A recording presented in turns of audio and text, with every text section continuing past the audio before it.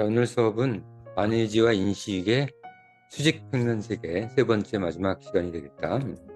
통합사회철학 강의 세 번째 수직평면 세계 반의지와 인식의 평면 세계에 대해서 공부하자.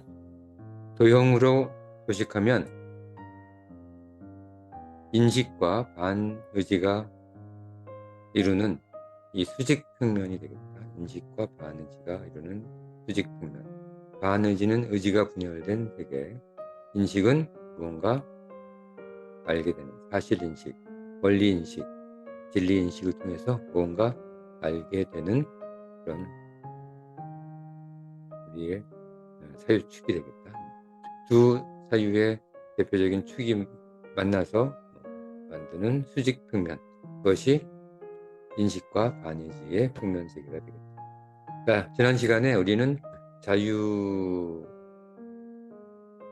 것은 선택이다, 선택을 말한다 라고 공부하고 있었다. 자, 좀 더 계속해서 공부해보자. 조금 더 키우자.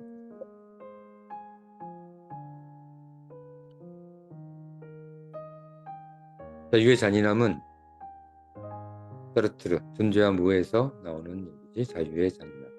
물론 지난 시간에도 잠깐 얘기했지만 사르트르가 뭐 처음 한 얘기는 아니야. 자유의 잔인함, 선택해야 함, 이런 것들은 뭐 오래된 철학적 사유 주제다. 자, 자유의 잔인함은 무엇이 진정한 자유인가를 생각하게 한다. 자유는 선택할 수 있는 상태, 선택할 수 없다면 자유의 상태가 아니고, 또 선택해야 한다면 그것도 자유가 아니다. 이게 모순이지. 모순이야, 모순. 선택할 수 없으면 자유의 상태가 아니고, 또 선택을 해야 한다면 그것도 자유가 아니야. 그래서 선택할 수는 있지만 선택하지 않아도 될 때만 자유 상태이다. 이 상태가 쉽지는 않다. 선택하지 않아도 돼. 선택은 할 수는 있어. 내가 저녁을 먹을지 말지 선택할 수 있는데 무언가 먹긴 먹어야 돼. 그러면 자유롭지 않은 거야. 배가 고픈지 엄마 아빠가 먹으라고 해서인지 뭐 자기 부인이 먹으라고 해서인지, 아무튼 저녁을 안 먹을 수도 있고 먹을 수도 있지만 꼭 먹어야 된다면 선택할 수는 있지만 그건 자유롭지 않은 거야. 선택할 수는 있지만 선택하지 않아도, 먹지 않아도 되는 상태, 그 상태가 자유의 상태다. 인간 생로병사 어느 것도 자유 상태는 아니다. 우리가 선택하지 않을 수가 없어. 그래서 자유 상태는 아니다. 인간 일반으로서 자유인은 없다. 잠시 자유를 느낄 뿐이다. 그러므로 잠시 자유를 느낄 수 있는 기회가 있다면 놓치지 않는 것이 좋다. 잘 알겠지? 혹시 잠시 자유를 느낄 수 있는 기회가 있다면 놓치지 않도록 주의해라.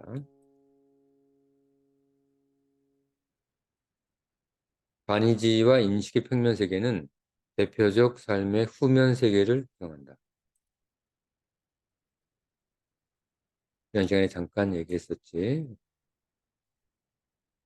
무의 세계를 중심으로 의지의 세계를 포함하는 4개의 평면 세계, 의지와 존재의 세계, 의지와 반존재의 세계, 의지와 인식의 세계, 의지와 반인식의 세계는 전면 세계를 구성한다. 자, 도형을 보면서 한 번 더 생각해 보자.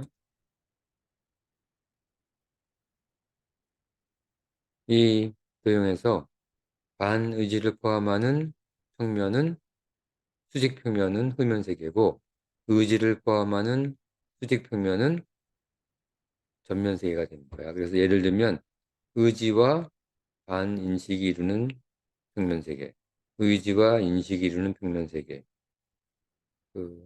수직평면이니까. 그치? 의지와 존재가 이루는 평면은 수평세계지, 그치? 그리고 의지와 반존재가 이루는 세계. 이쪽이 그러니까 그 존재와 반존재가 이루는 축을 바탕으로 반대편, 자기 쪽이 아니라 반대편 쪽이 전면 세계가 되고 후면 세계는 반의지가 포함되는 네 개의 평면 세계. 반의지와 인식의 평면 세계, 반의지와 반인식의 수직 평면 세계. 그치? 그게 이제 후면 세계가 되겠다. 자, 이해했지? 그리고 반의지와 반존재, 반의지와 존재의 평면 세계도 후면 세계가 되겠지? 자, 다시 돌아가서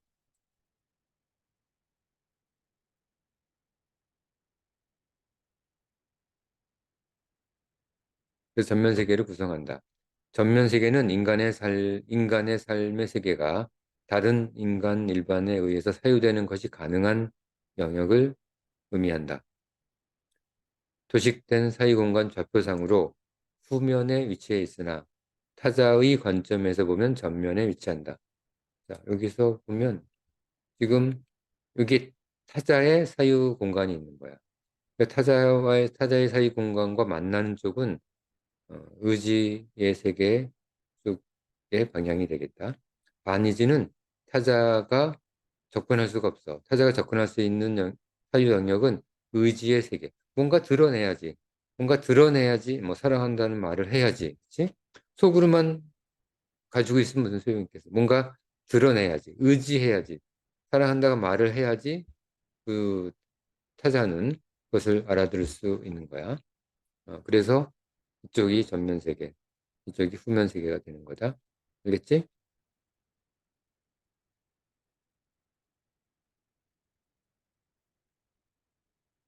그래서 전면에 위치한다.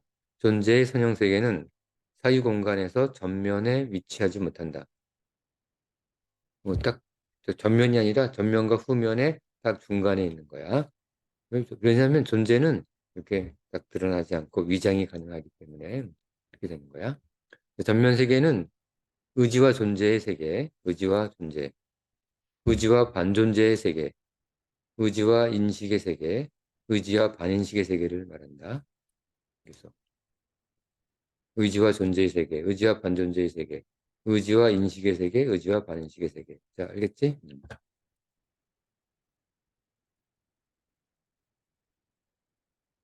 자, 후면 세계는 전면 세계와 반대로 반의지를 포함하는 네 개의 평면을 말하며 자신의 삶의 세계가 인간 일반 다른 사람에 의해서 사유되는 것이 불가능.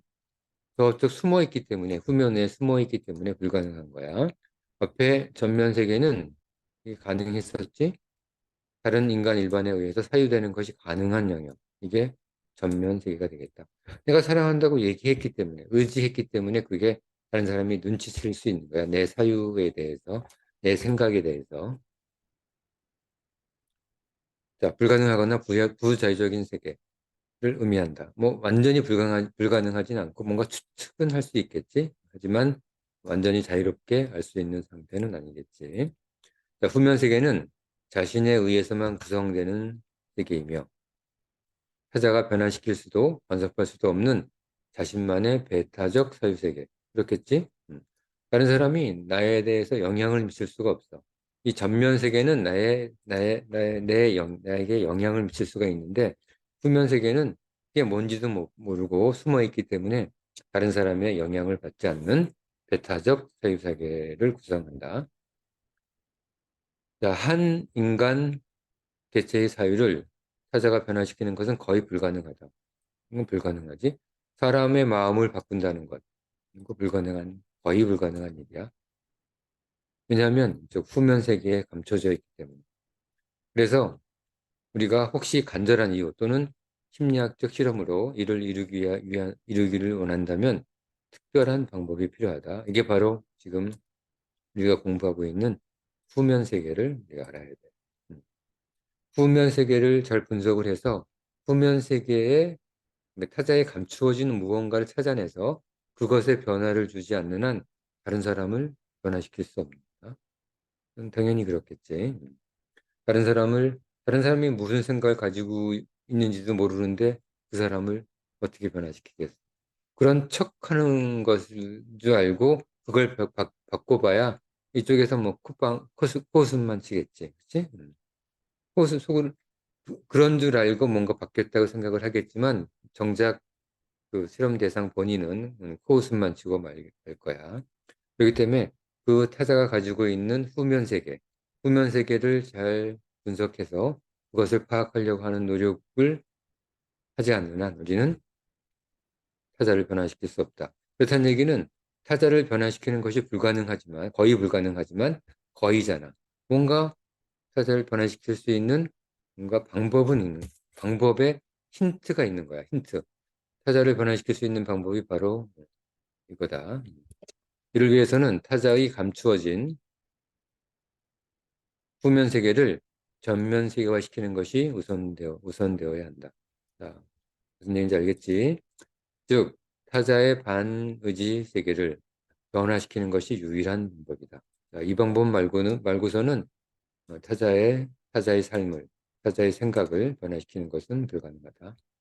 그에게 감동을 주거나, 어릴 때는 가능해. 어릴 때는 왜 가능하냐면, 그 아이의 반의적 세계도 부모가 다 파악하고 있는 거야. 저 아이가 탁 내려다보면서 어떤 생각을 하고 있는지 다 알고 있는 거야. 그래서 조금 반의지 생각도, 반의지의 세계도, 그러니까 그 후면 세계도 조금 건드릴 수 있는 상황이 되기 때문에 아주 어릴 때는 이게 가능한 거야. 그런데 아이가 조금만 커서 자기 생각을 가지기 시작하면 뭐 초등학교 1, 2학년 지나서 초등학교 3, 4학년만 돼도 부모도 변화시키기 어려운 거다. 빠른 아이들은 초등학교 1, 2학년 때도 좀 어려울 수 있다. 자, 그에게 감동을 주거나 그에게 무한한 사랑을 줌에 의해서 그의 분열된 의지를 되돌리는 것이다. 예를 들면 그렇다는 거야. 이를 위해서는 그의 분열된 의지가 무엇인지를 파악하는 것이 우선이다.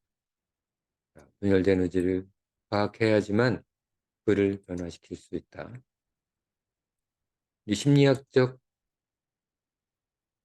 과정, 정신분석학적 과정, 정신병적 과정에서 굉장히 중요한 지금까지 정신의학에서, 정신심리학에서 생각하지 못했던 그런 방식이니까 그쪽을 전공하고자 하는 여러분들이 있다면 지금 선생님 수업을 잘 들어야 돼.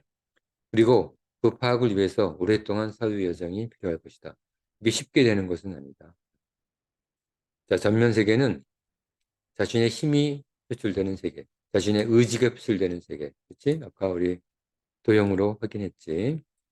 그러나 전면 세계, 즉 의지의 세계를 포함하는 삶의 세계는 인간 일반 타자에 의해서 영향도 받는 세계야. 자신의 힘이 표출되는 세계이기도 하지만 다른 사람에 의해서 영향을 받아서 내 사유 세계가 바뀔 수 있는 그런 세계이기도 하다.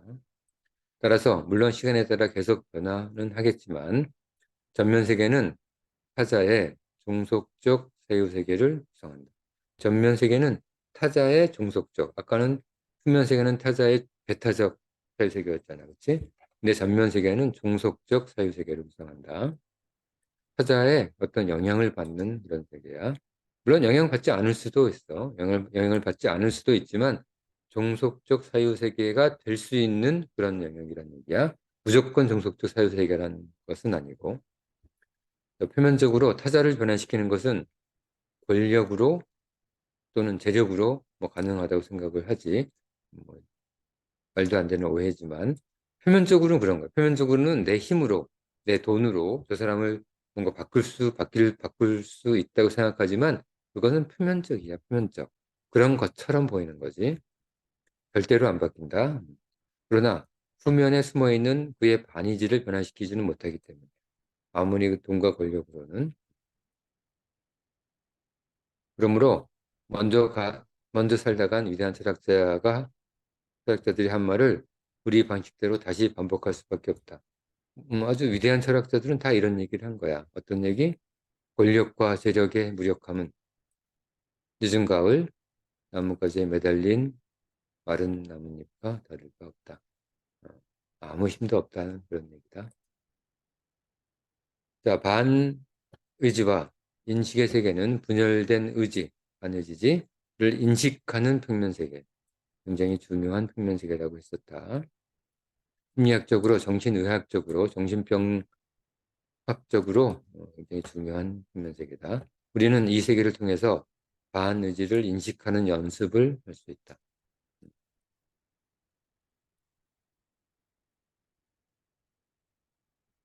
이 평면세계에 대한 사유 연습과 인식의 힘은 무엇인가에 의해 이 사유 연습을 자꾸 하게 되면 그런 인식의 힘이 생기면 무엇인가에 의해서 자신의 삶 속 의지가 분열될 때, 그렇지? 처음에는 의지가 분열되지 않았었는데 절망감이 느껴서 아예 의지가 분열돼 버려, 파괴돼 버릴 때 자신을 지킬 수 있는 힘을 준다.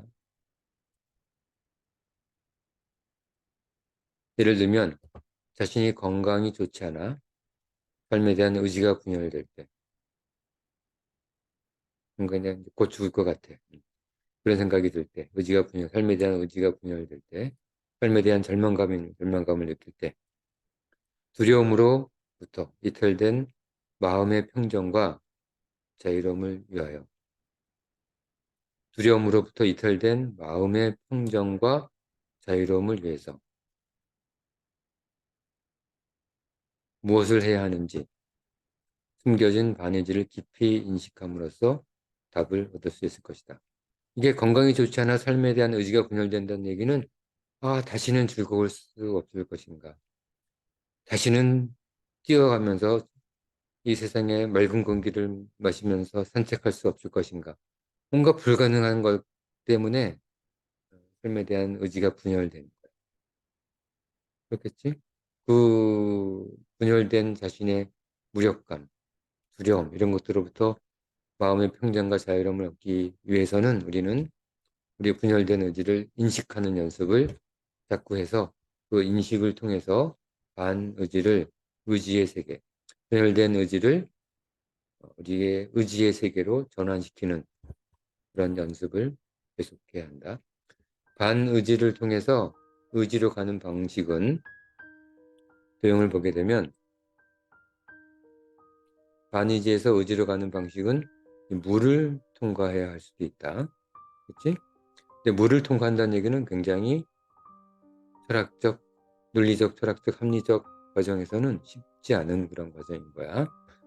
그러니까 그 과정이 쉬울 수도 있지만 논리적으로 설명하기가 어려운 거지. 하지만 우리는 이 평면을 통해서 이동할 수가 있는 거야. 꼭 물을 통할 필요 없다. 반의지와 인식을 통해서는 인식의 작용을 통해서 반의지의 세계를 의지의 세계로 전환시킬 수 있는 거야. 대칭 과정을 통해서, 그렇지? 투사 과정을 통해서. 꼭 인식이 없다면 우리는 반의지에서 의지로 가려면 물을 통과해야 되겠지? 그렇지?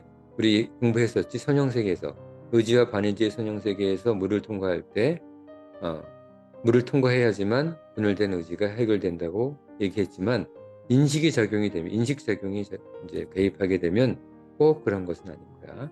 인식을 통해서 의지의 세계로 전환될 수 있는 거다. 자, 그래서 마음의 평정과 자유로움을 위하여 무엇을 해야 하는지 숨겨진 반의지를 깊이 인식함으로써 의지로서 전환되는 거야. 우리는 답을 얻을 수 있을 것이다. 자, 우리 절망과 파괴된 정신을 어떻게 해결할 수 있는지 그 해법을 볼 수가 있다. 자, 오늘 수업은 의지와 반의지의 평면세계에 대해서 공부했다. 굉장히 신비롭고 여러 가지 절망의 세계, 순환적 반복을 통해서 절망이 깊어지는 세계이기도 하지만 어떤 가능적 세계, 인식을 통해서 파괴된 의지가 다시 복원되는 아주 중요한 빛의 세계가 될 수 있음을 공부했다. 자, 오늘 수업은 관이지와 인식의 평면 세계의 세 번째 마지막 시간으로 어 우리 철학 통합 사유 철학 강의 의 삶의 사유 세계와 그 분석편 세 번째 평면에 대해 수직 평면에 대해서 알아봤다. 자, 다음 시간에는 네 번째 수직 평면에 대해서 그것이 무엇이고 또 우리 삶에서 어떤 작용을 하는지 또 깊이 생각해 보기로 하자. 자, 오늘 수업은 여기까지.